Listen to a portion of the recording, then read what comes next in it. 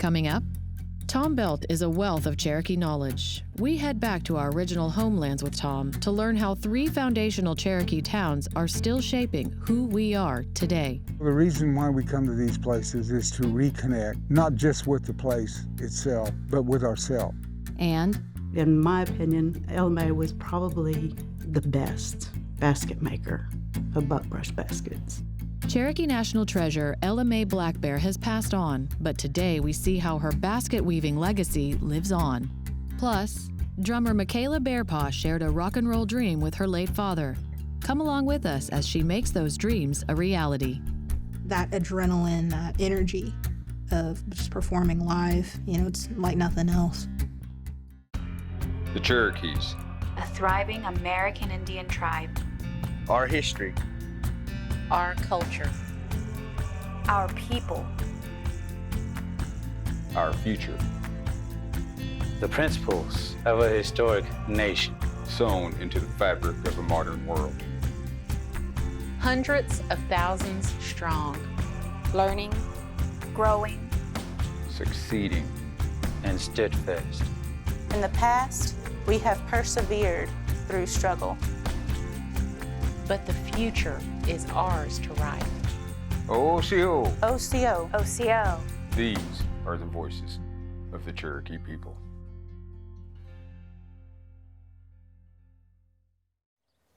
Osiyo, welcome to the Cherokee Nation. I'm Principal Chief Chuck Hoskin Jr. For generations, others have told the Cherokee story. But now, through this groundbreaking series, we're taking ownership of our own story and telling it as authentically and beautifully as possible. I hope you enjoy these profiles of Cherokee people, language, history, and culture. Wado. Osiyo, it's how we say hello in Cherokee. I'm your host, Jennifer Lauren, in the Cherokee National Prison Museum, where you can learn about law and order in the Cherokee Nation.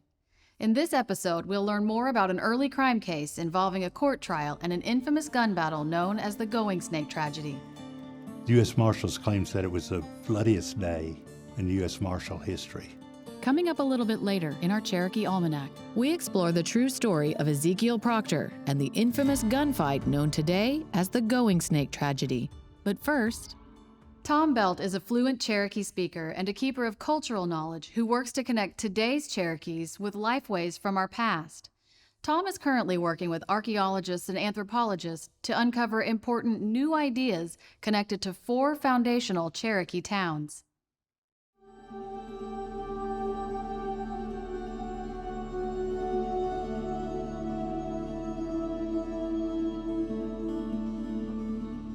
My name is Thomas Belt. I come from the Rocky Ford community in Oklahoma, north of Tahlequah. I've been here for 30 years, and I have been a teacher of Cherokee language. We are sitting here today, and this mound behind me is the remnants of the great city of Cowee, located on the banks of the Little Tennessee River in what is now called Macon County, North Carolina. In Cherokee, we would say Ani Kawiyi, which would mean the Deer Clan town or the Deer Clan place. Noted in history and documented as being one of the great towns of the Cherokee people. One of the first towns that was visited and used as a diplomacy center even by the British colonialists. Nikwasi, as it's called now in the anglicized form in Franklin, in downtown Franklin, comes from the Cherokee word no-kwisi. No-kwisi is our word for star. Watauga comes from our word for the goldfinch bird, and it is Wadiga. Wadiga becomes Watauga. So it's Goldfinch Place, Star Town. They are about 3 miles apart, almost virtually in a straight line. And so the reason why we come to these places is to reconnect, not just with the place itself, but with ourselves, because we come from these places. We lived here according to the rules set down by our society to live in an environmental and biological cooperative state, a sustainable state with everything around us. So we not only lived with science, we lived in science, and we lived it. corridor to Niquosi. It's just right there, as you can tell. It's definitely. Dr. Riggs and Dr. Eastman are archaeologists. The idea of archaeologists and Native peoples, Native communities working together is a fairly new kind of a thing. It hasn't been that long ago when archaeologists weren't considered as someone we would even talk to. These folks are actively engaged in bringing those things back to life. Not just finding them and putting them on display and documenting them, but trying to figure out how those things worked, what they meant, and how important they were to the people that lived then. Thereby is understanding that if it was important to our ancestors, to our grandmothers and grandfathers, then it's very likely it's very important to us too. And that needs to be kept. So they're helping us to revive that. Archaeology is a tool that can be used to do all kinds of things. It can be used to illuminate the past, to give people access to their own past in ways that they don't have otherwise. So what we've done most recently in our work at the town of Watauga is we've very much focused on non-invasive technologies to try to understand the structure of this place, which before we started we knew very little about. One of the things that we have come to understand is that the public building built on top of the northern mound there at Watauga was very precisely aligned with the winter solstice sunrise, summer solstice sunset. And I mean by precision, I mean that if you get on the axis of that building, it is perfectly aligned with the last moment that the sun shines on the longest day of the summer. So we cast around in some astronomical programs and found that in mid-February, there's a big vertical cluster of stars that rises above the horizon right on that bearing. In a vertical? In a vertical line. It would look like a column of stars, plus the very beginnings of the Milky Way, when it's reappearing after its winter, shows up. From Watauga, it would be right over Niquosi. I think just on the face of it, what it tells us is that astronomy was extremely important to these communities. I mean, we've known in the past about Mesoamerican civilizations. You know, the Maya were just consummate astronomers. A lot of things are centered around that astronomy. We just didn't have the evidence for it in the Cherokee case. And now we're starting to see the evidence of extremely complex astronomies. They deduced and were able to adjudicate cycles of time in the universe, in the cosmos, from those towns. All of these places had a purpose, and we connect with these. And that tells us that when we do that, then that connects us with these places and makes it a part of what we are. And it completes us as human beings. These folks had a scientific system that governed everything. And sort of thinking about place and where you are, it's not just where you are on this surface, it's where you are within everything going on around you with the cosmos and those cycles, and you know where you are in such a rich way that I don't even think most of us can even appreciate what that would feel like to know truly where you are in time and space. We know what to plant, we know what to harvest, we know when things are growing, when things aren't growing. We know when to promulgate food and medicine sources for our livelihood and how to do it in a sustainable manner with all the things that lives around us, every plant, every animal, every bird, so that that kind of sustainability, that kind of cycles will continue in an apex fashion. That seems to me to be the purpose for knowing about these things, not to manipulate them, not to change them, not to use them for our advantage, but to be able to live in a healthy manner with those cycles so that life itself can promulgate and can go on. The meaning of life was to understand these things, not control them. That's our purpose here, is to be helpers. Not takers, but helpers.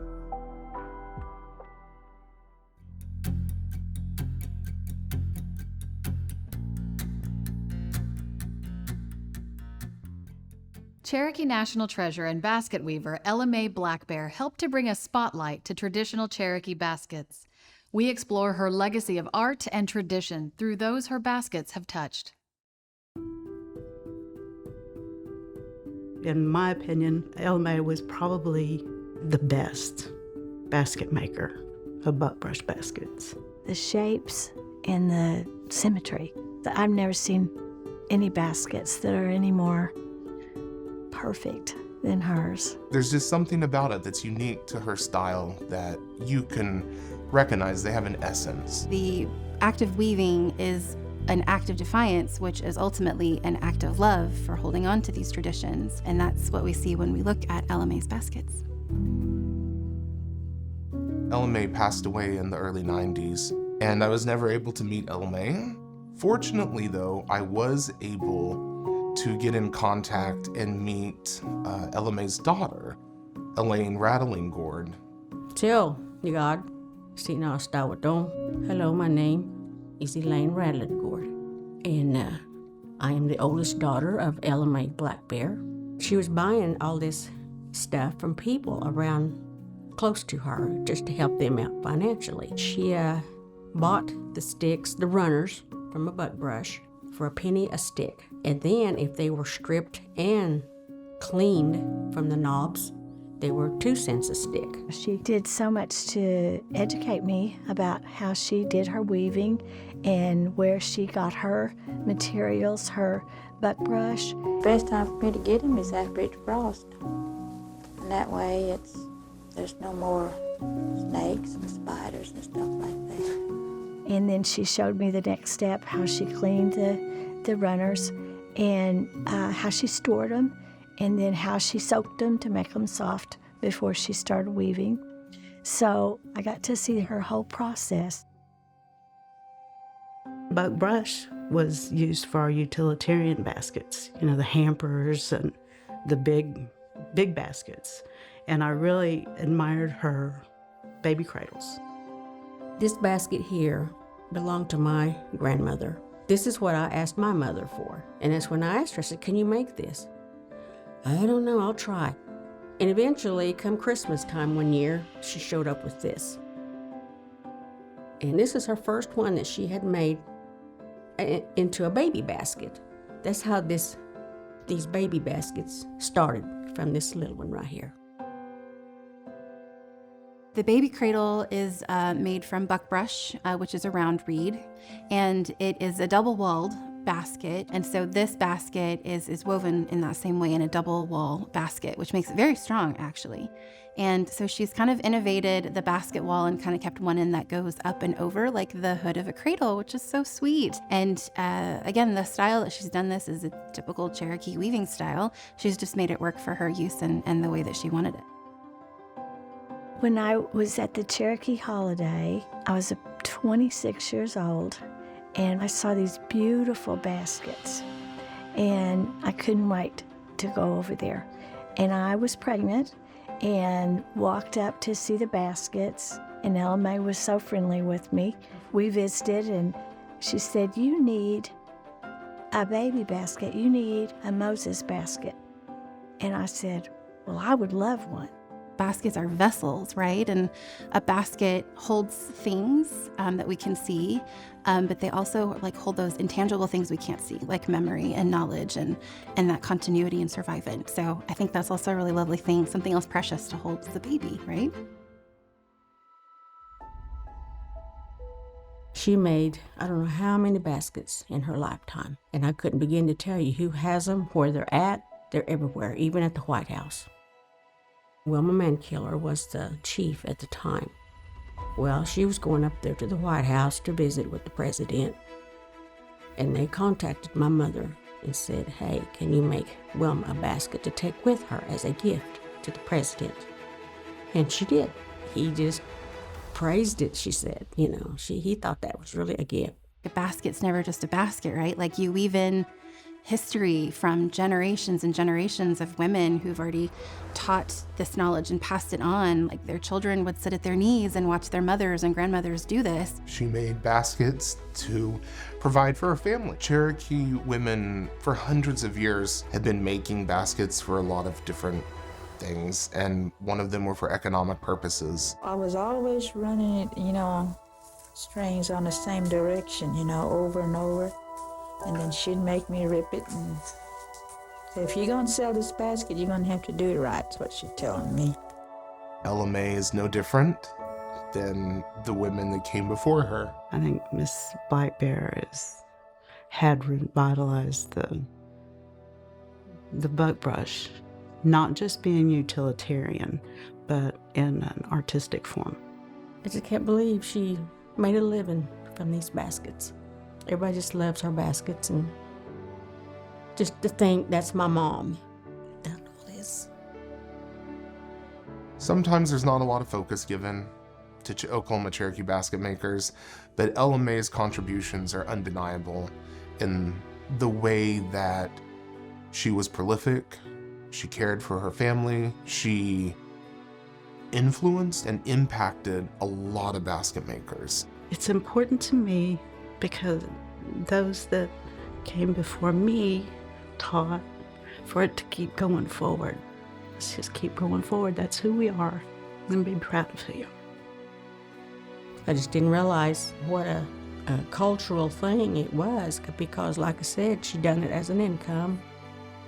But she done wonders with her baskets. This would be like saying, Lord, I'm coming home.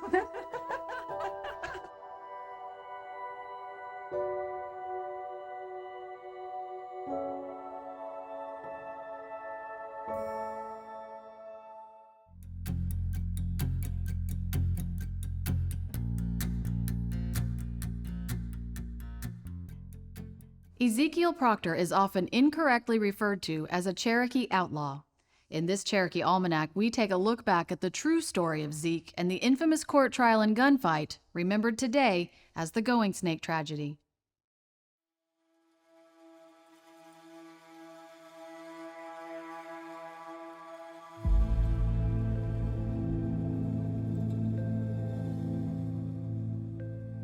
There were rifts between the families, the Becks and the Proctors.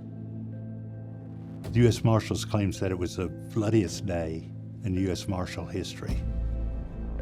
This winds up being one of the deadliest encounters between federal marshals and indigenous people. In the late 1800s, a tragedy befell the Cherokee Nation's Goingsnake district in Indian Territory. It all began on February 13, 1872, when a man named Ezekiel Proctor paid a visit to the Hildebrand Mill near modern-day Flint, Oklahoma.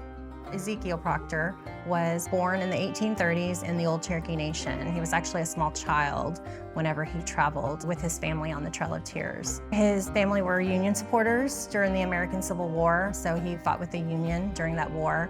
Zeke was also a farmer here in the Cherokee Nation, and he was well-liked and respected by a lot of the community members. Ezekiel Proctor's been termed many times as an outlaw, but he actually was a law-abiding citizen who served the Cherokee Nation in various offices and was never an outlaw, as he is so often termed as being.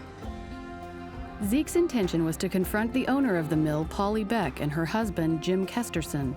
The Beck-Proctor feud is at its height during the American Civil War. One family had supported the Confederacy, the Becks, and the Proctors had supported the Union side of things.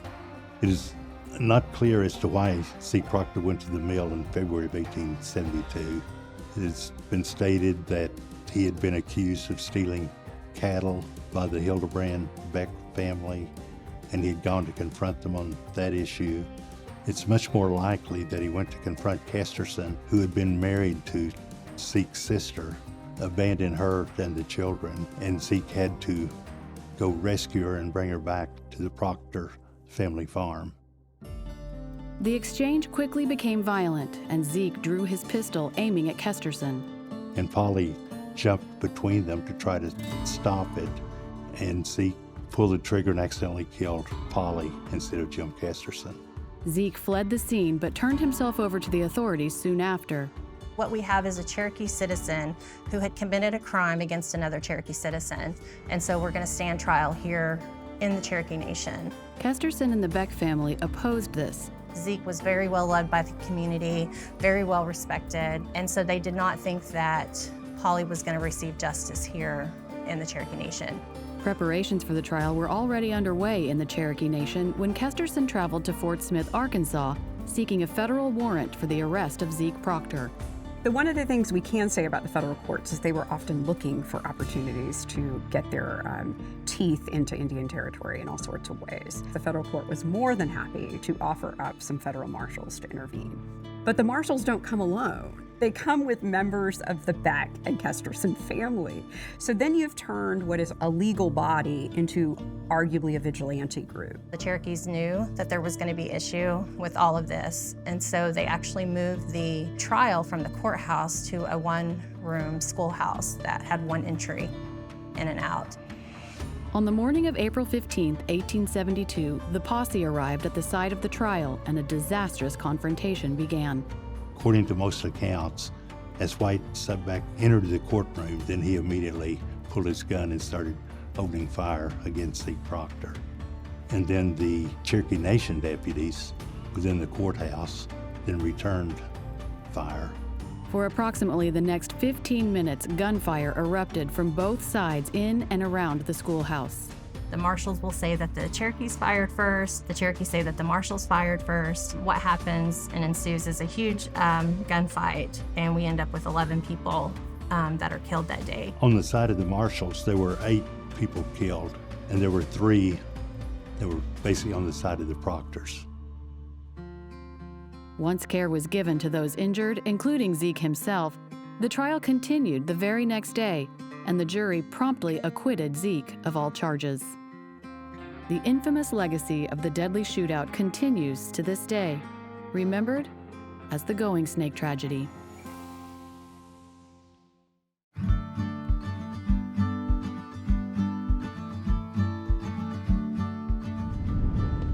Osiyo Sanast.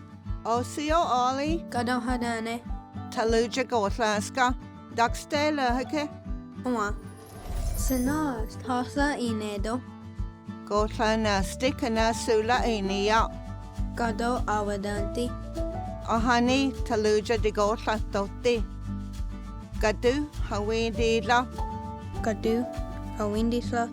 Gadu Hawindisla. Osta Taluja Hotlaska.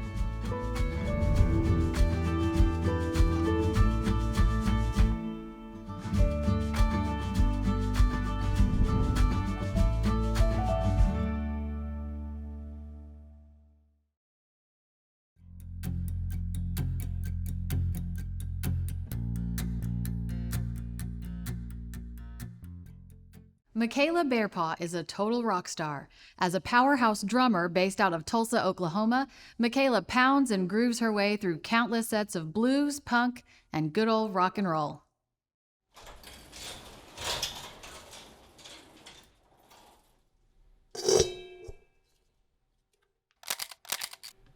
Whenever I play my drums, I just feel empowered. I feel just this warm feeling. It's just this comfort. I love it. I could be having a bad day. I could go to our rehearsal space and just let it out. Osiyo, Makayla Bearpaw, Jijalagi. Hello, my name is Makayla. I'm Cherokee. I'm also a musician, and I'm the event coordinator at Josie Records. I was born and raised in Tahlequah, Oklahoma. I moved away from there when I was about 9, and we ended up settling in Broken Arrow, Oklahoma. We've been here for about 13 years now. Music was always in the house. You know, the radio was always on.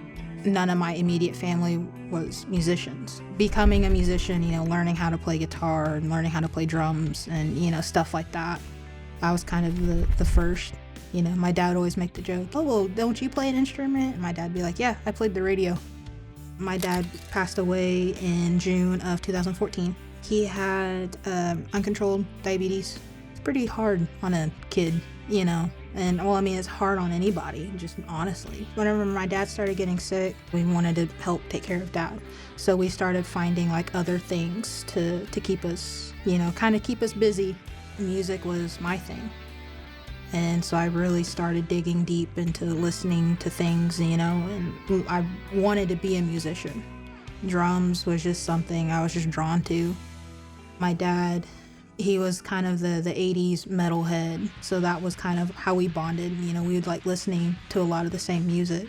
After my dad passed away, it took a while, honestly, to be able to go back and listen to those songs or listen to those albums that my dad would play repetitively. I started finding like, I guess kind of like a comfort in it, you know, because I still have that connection. I can listen to those songs and now I can play them on drums too. Being a musician was one of my dream jobs, but being able to work in a record store was my other. And I just started collecting records whenever I was about 9. It's just exploded since. My day job, like I work at Josie Records, and then like my night job is like being a drummer for Hector and the Hext. 50s and 60s rock is a heavy influence, rockabilly, and we do like a lot of blues stuff. We kind of do some like punk styled stuff as well, you know, so it's just really cool having all these like random, you know, genres of music and being able to kind of mash them together, and that's how we get our sound.